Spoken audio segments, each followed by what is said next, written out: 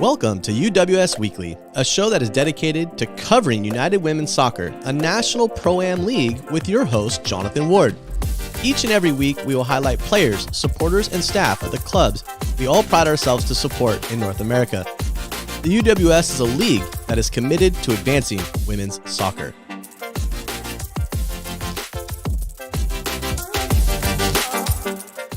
What's going on, soccer fans? Happy Thursday evening. Last weekend we had Canada was playing, the United States were playing for their World Cup qualifiers, and we had Coach Troy Flannery on from Impact. Tonight, I'm excited to have the opportunity on UWS Weekly to chat with Tom Ovenden, the UWS coach and club director for the newest club, the Pittsburgh Hotspurs Soccer Club. Tom, thank you so much for taking the time to join me this evening. How are you doing, my friend? Jonathan, loving it. Great to be here, mate. How's it going? You know, it's another day. It was 60 degrees here in California, so I'm not having to shovel myself out of snow. So it can't be too bad, right? Yeah, I've been building my own parking spot for the last few days with the snow, so it's been fun. Hey, nothing wrong with that. But hey, let's get talking a little bit about Hotspur and kind of the concept behind it. But for our viewers who aren't familiar with the club itself, can you give us some idea of the culture, the mission, the vision, and the values of Pittsburgh Hotspurs? Yeah. So we started 2016 as our kind of our own entity, and we we're about 100 players, 150 players at that time, and then just really had a vision and a plan. Like, I'm a big pro rail guy. And, coming over here, I just found some big issues with the game and the way the players were developing. And, it just seemed to be, this idea that, that if you could sum it up in a phrase, it would be like, how long can I put you with this coach before you get angry? That seemed to be like the development model. So I just found, like, from my own experiences, you get better when you have different coaches and you get moved along a pathway. And the pathway over here is very difficult to understand. So the whole purpose of what we're trying to do is just make it simpler for parents, make it more family friendly, and make a club that the community can get behind. Because if you look at any club around the world, there's always a rich history.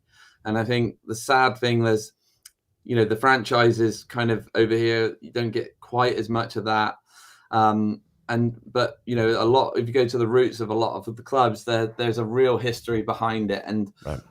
We wanted to just, do something for our community and make it clearer for families. So we created 3 sites, or we started off my site, we've added another site, and now we've got a city site. So we've got 3 sites, 1,250 kids. In the club. And then, a big part of that was getting a first team and having first teams involved, so that once players have graduate or got a spot at college, for example, there would be something else for them to strive towards. And our overall goal is to have 50% of our first team made up of academy players. That's the thing that drives us on. And we're kind of getting to that point now. We've had some success with the NPSL on the men's side. WPSL we were just and now we're coming in with the UWS. So I think that answers your question a bit.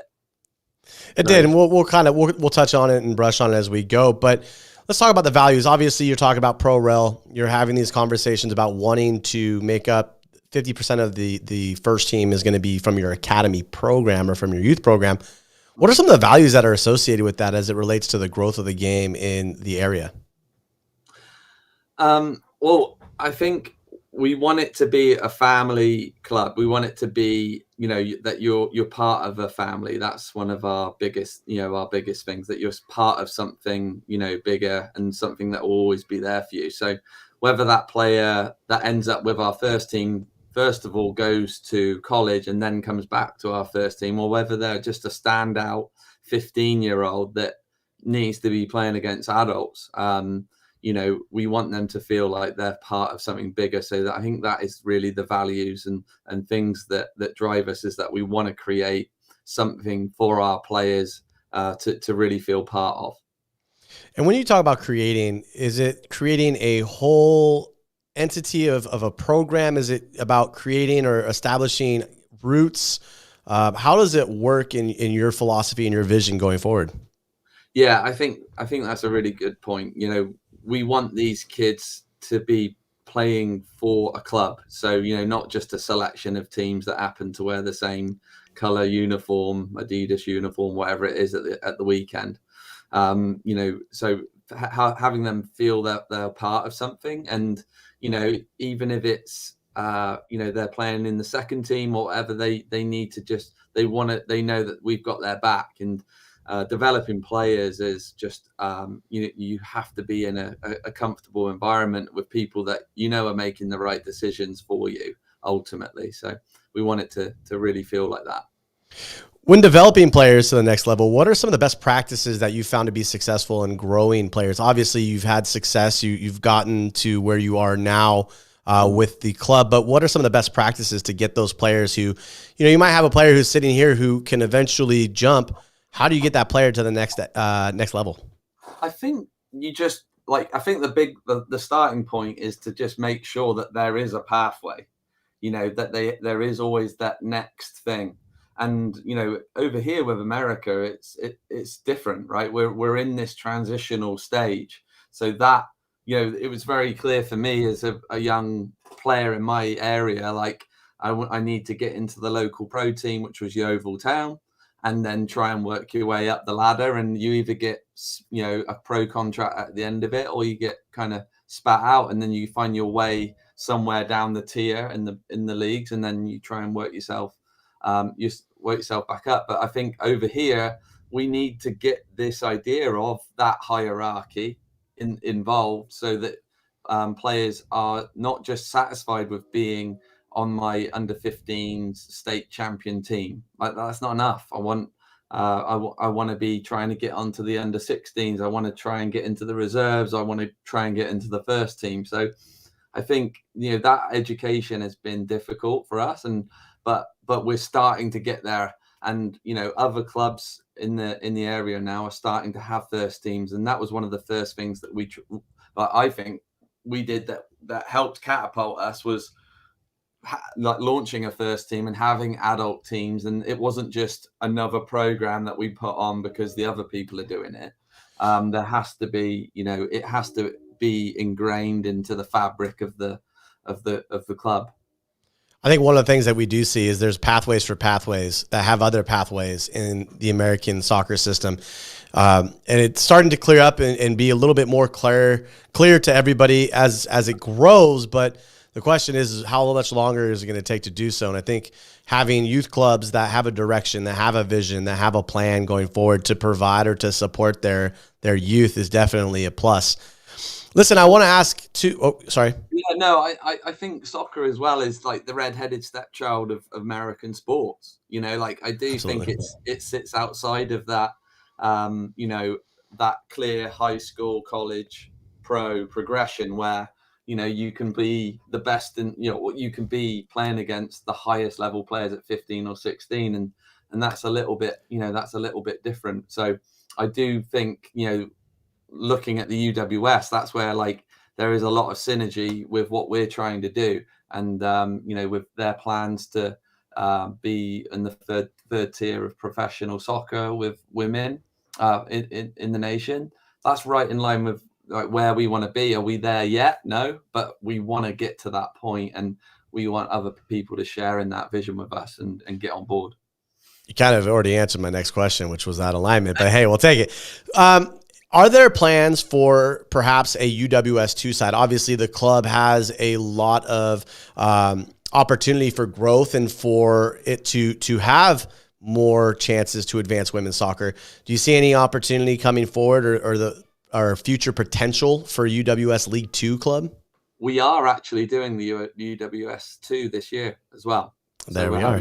we're having both teams, going in. So that was a new development, but we're excited to do that, and we think that's an important piece because some of our we're quite to answer your question a couple of questions ago in a bit more depth. We're quite a young club, so we've only just had 04s and 05s, are our kind of oldest teams, so we haven't had a ton of players graduating into colleges and stuff. We're starting to see that, and the quality of the colleges that we're getting kids into now is improving and getting better. But we do, I just can see this tipping point happening for pro rel, or something that's on that journey, on that way. So I just think our oldest players playing against kids that are players at college is what I want to do. I want college coaches to know that our top players are going to be playing against college players once they've committed to them, and they're going to be ready and hungry to come as freshmen in college. And I think that's a big piece that people just forget, is that a lot of kids get their scholarship or whatever, and then they go, foot off the gas, I got a scholarship, chill out. And that's not what a college coach wants. They want that kid to be like, right, the hard work begins. I've got to be college ready. So that's the hope. That's the hope of the image that we're going to portray over the next few years. Always hungry, always striving for best. You think about players who you hit your goal. Well, okay, that's great, but you got to keep striving for more. It doesn't just end there. You were a part of the AGM that happened a couple of weeks ago. What were some of the major takeaways? What were some of the things that you found to be important as it relates to the opportunity that the club has going forward this year? I can see this is a rising star. Like, this league is a league that's really got their stuff together, and have got a vision, and have got a plan. I think the professional league, the plan to launch that with 6 teams, is really exciting. And creating that hierarchy, that in the the league system. So that was really a really good takeaway. The professionalism of the event itself, and the importance of getting the feedback. I think the thing from Roberto was great, was how well he delivered that message, that what do you guys think? Like, what do you want to see? How can we make this experience better? And for me, that was the most important thing, with the standards of the league is so important to us. We were going into games in the past, and just the standards weren't being hit, and this is everything to us. Like, the first team, for me, is really a really important piece for the players, for our younger players to look up towards that, and I think the UWS's standards come in line with that. Like, we want that game day experience to be so good that our kids would be so privileged to be part of that, and are hungry to get out of that.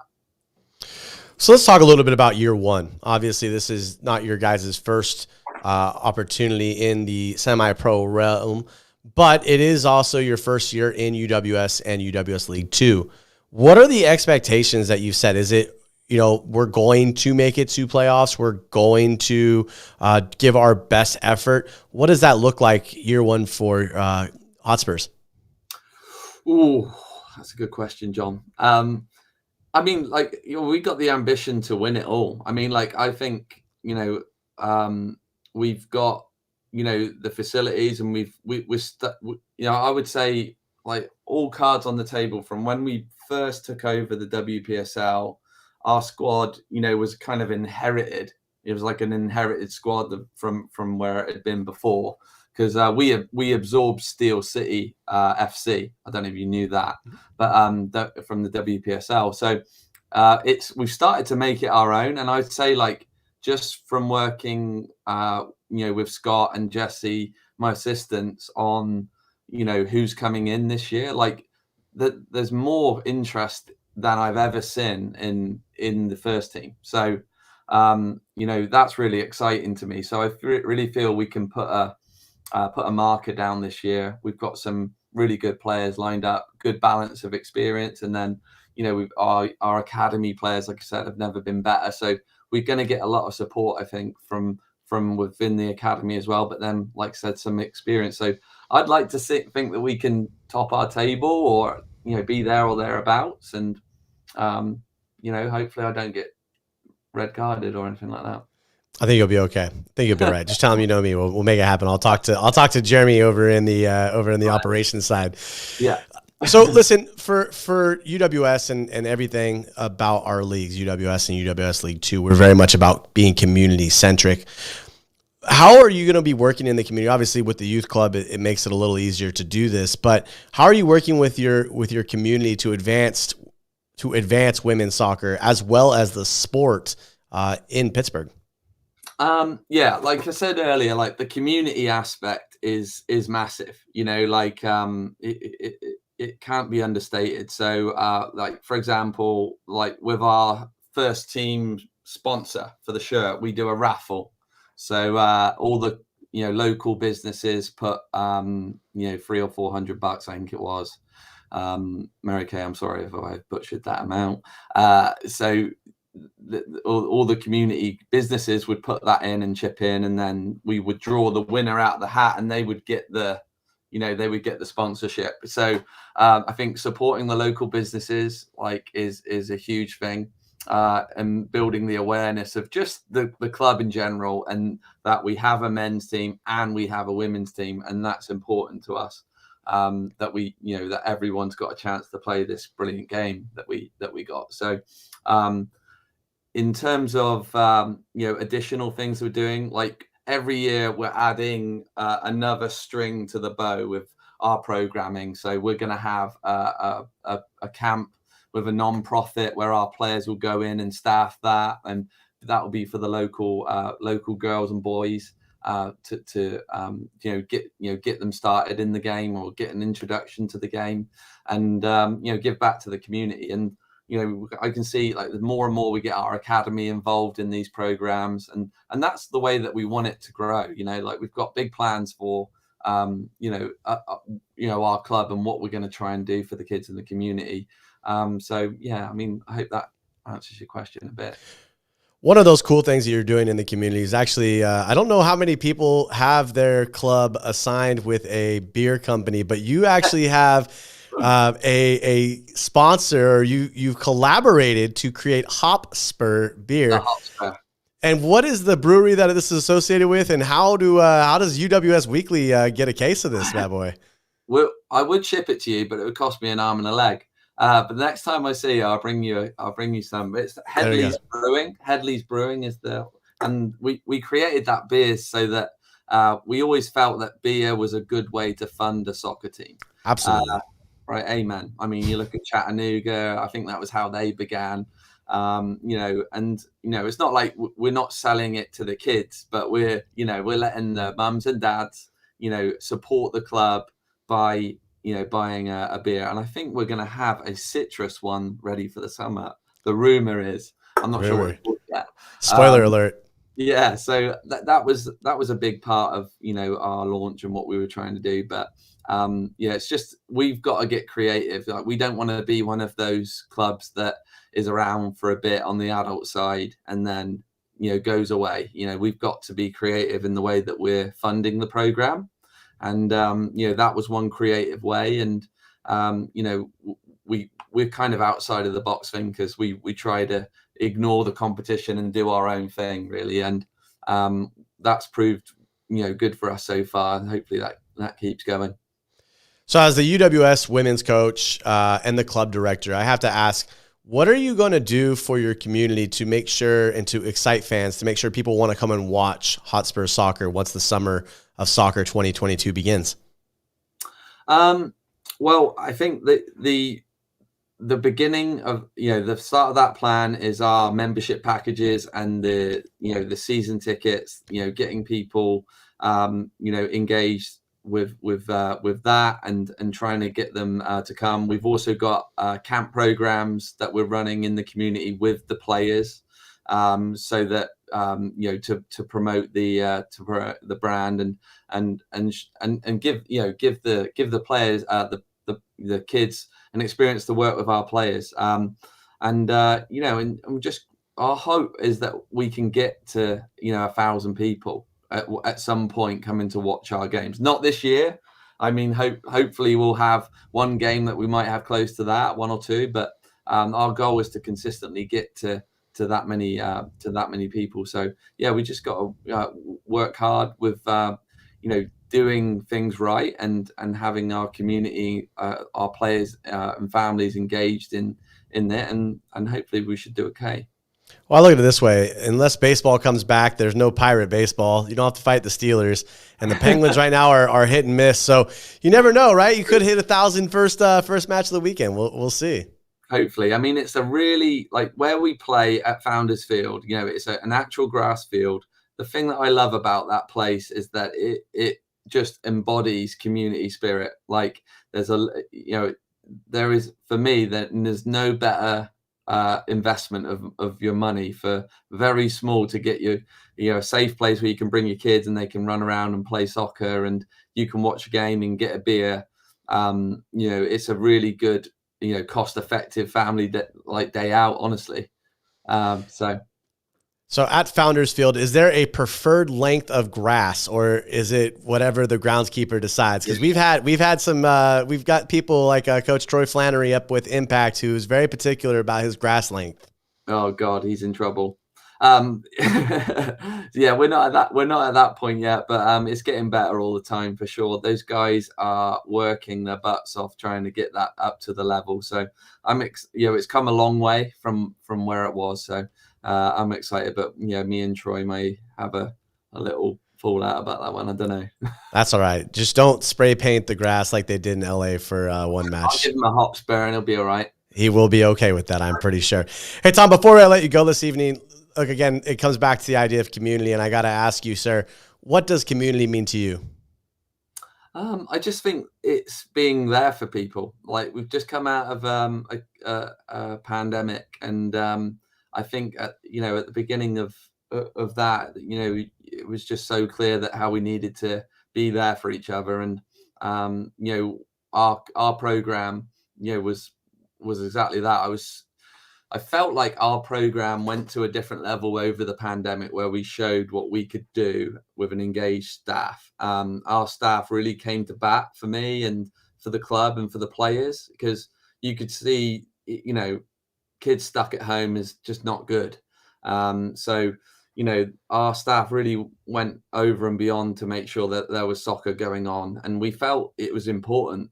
Our role was to make sure that we could do soccer as safe as possible, but make sure it existed for the players, not just take the easy route out and just be like, oh, we can't do it, it's too risky or whatever.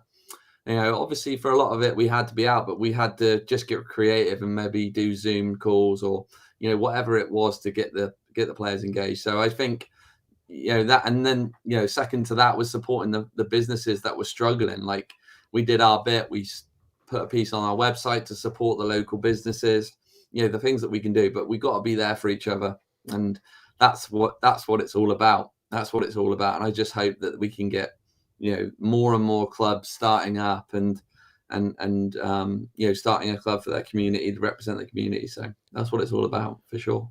Well, if you go back to 11 years ago, you were already well ahead of everybody else in some of the videos that I've been able to find. So you were able to do some of the Zooms, and you were kind of ahead of the curve at that time.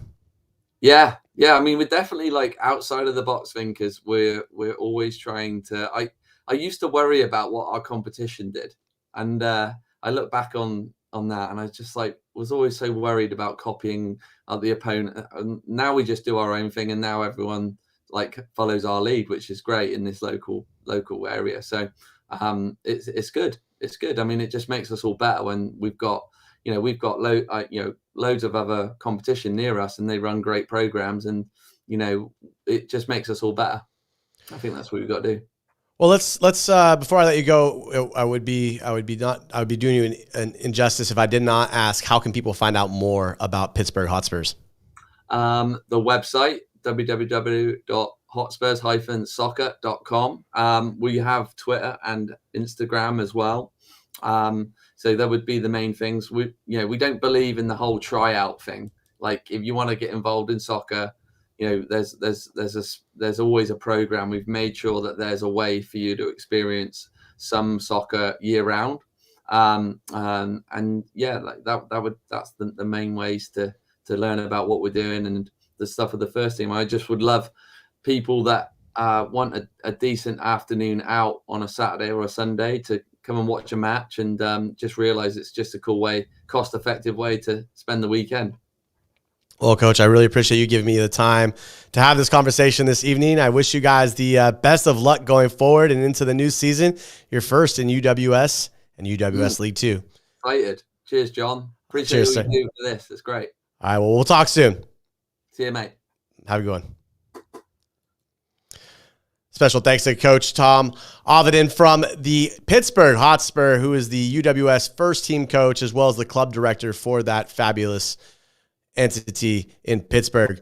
Thanks for joining us this evening for UWS Weekly. Join us next week as we sit down with Coach Lee Tucker from Foothills up in Canada. Until then, everybody, cheers. Have a great rest of the evening. It's time for a dedicated women's league to fill the gap between college and professional soccer. A league that's committed to advancing women's soccer, focusing on the development of the female soccer player during the summer months, elevating the competition to help each player reach that next level, providing high-level soccer for collegiate players, aspiring and former professionals, and international stars. Operating with professional standards because players and fans deserve an exceptional experience. Uniting players that inspire and are inspired. We are passionately growing the women's game. The future is bright for United Women's Soccer. It's time. Be part of the movement.